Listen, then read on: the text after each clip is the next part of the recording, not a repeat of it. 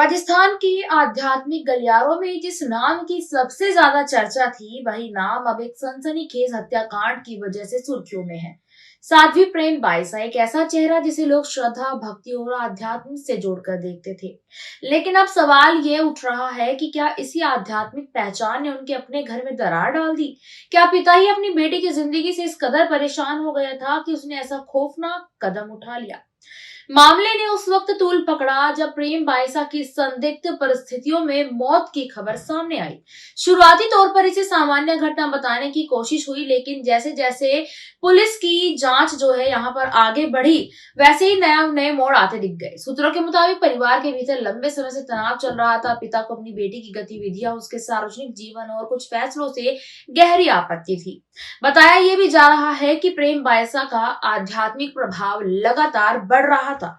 Social media पर followers की संख्या बढ़ रही थी, कार्यक्रमों में भीड़ उमड़ रही थी, समर्थकों का दायरा फैलता जा रहा था।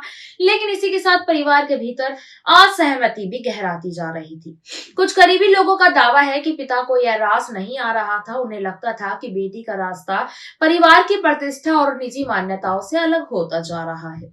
पुलिस सूत्रों की माने तो घटना से पहले घर में तीखी बहस हुई थी। पड़ोसियों ने आवाजें भी सुनी थी और सुनने की बात कही जा रही है। जांच एजेंसियों को कुछ ऐसे संकेत मिले जिनसे यह शक गहराया है कि मामला सिर्फ भावनात्मक विवाद का नहीं, बल्कि लंबे समय से चल रहे आक्रोश का था। हालांकि अभी आधिकारिक तौर पर पुलिस ने अंतिम निष्कर्ष घोषित नहीं किया है, लेकिन पूछताछ में पिता से सख्ती से सवाल किए जा रहे हैं। इस पूरे घटनाक्रम ने समाज को भी झकझोर दिया। एक तरफ आध्यात्मिक छवि, दूसरी तरफ घर के भीतर उठने वाला तूफान। सवाल ये भी है कि क्या परिवार के अंदर संवाद की कमी इतनी गहरी हो गई थी कि बात हत्या तक पहुंच गई, या फिर इसके पीछे कोई और साजिश है जिससे अभी उजागर होना बाकी है। मामले में यह भी चर्चा है कि आर्थिक पहलू और संपत्ति से जुड़े विवाद भी तनाव का कारण हो सकते हैं। प्रेम बाइसा के नाम पर बढ़ती लोकप्रियता और संभावित आर्थिक गतिविधियों ने क्या रिश्तों में दरार डाली है? पुलिस इस एंगल से भी जांच कर रही है। मोबाइल कॉल डिटेल्स, मैसेजेस और घर के सीसीटीवी फुटेज खंगाले जा रहे हैं। गांव और शहर के लोगों के बीच इस घटना को लेकर अलग अलग प्रतिक्रियाएं हैं। कुछ लोग इसे पारिवारिक दुखद हादसा मान रहे हैं, तो कुछ इसे गहरी साजिश बता रहे हैं। सोशल मीडिया पर भी बहस तेज है। समर्थक न्याय की मांग कर रहे हैं और निष्पक्ष जांच की अपील कर रहे हैं। और सबसे बड़ा जो सवाल है वो यही है कि क्या एक पिता अपनी ही बेटी की जान ले सकता है? अगर हाँ, तो आखिर ऐसी कौन सी हरकत थी जिसने उसे इतना कठोर बना दिया? और अगर नहीं, तो फिर असली सच्चाई क्या है? फिलहाल जो है पुलिस जांच में जारी है और हर पहलू को ध्यान में रखते हुए पड़ताल की जा रही है।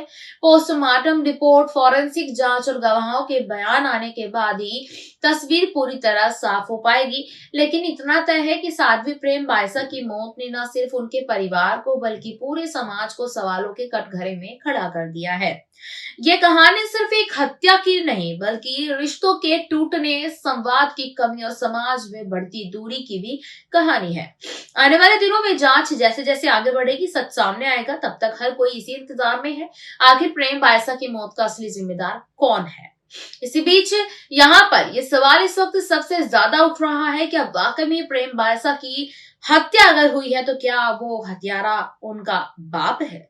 आपको क्या लगता है? कमेंट सेक्शन में हमें अपनी राय में जरूर लिखकर बताएं कि आखिरकार प्रेम बाइसा हत्याकांड को लेकर क्या कुछ आपके मन में विचार चल रहा है। आगे की जानकारी के लिए बने रहिएगा हमारे साथ। धन्यवाद।